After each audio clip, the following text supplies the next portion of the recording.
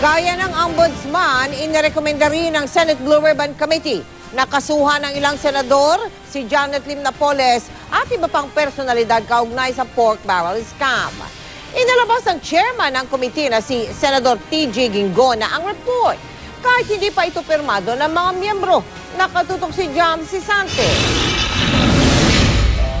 Sa loob ng mahabang panahon, pinagpasasaan ang pera ng bayan. So tatlo po yun.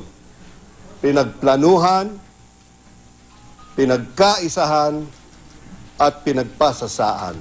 Ito ang lumabas sa mahigit 7 buwang investigasyon na isinagawa ng Senate Blue Ribbon Committee kaugnay sa pork barrel scam.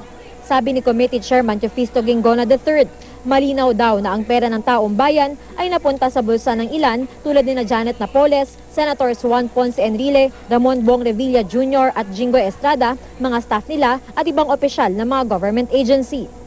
Kita mo talaga may sabuatan. Hindi kaya gawin ito ng isang tao or ng iilang tao na private. Kailangan may kasabwat ng government officials. Sabi sa report ng Blue Ribbon Committee, masusing pinagplanuhan ang pandidispalko sa PIDAF ng mga mamabatas.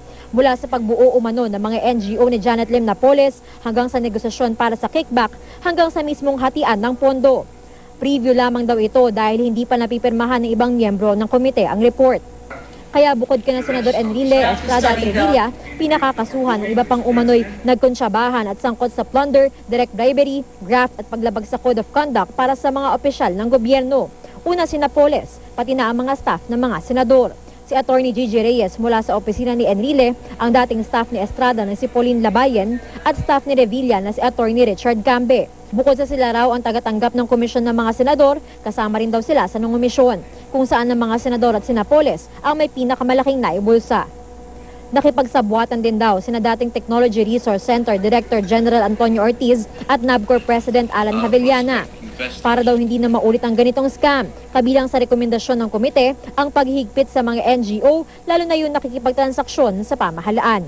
Jam Sisante, Nakatutok, 24 Oras.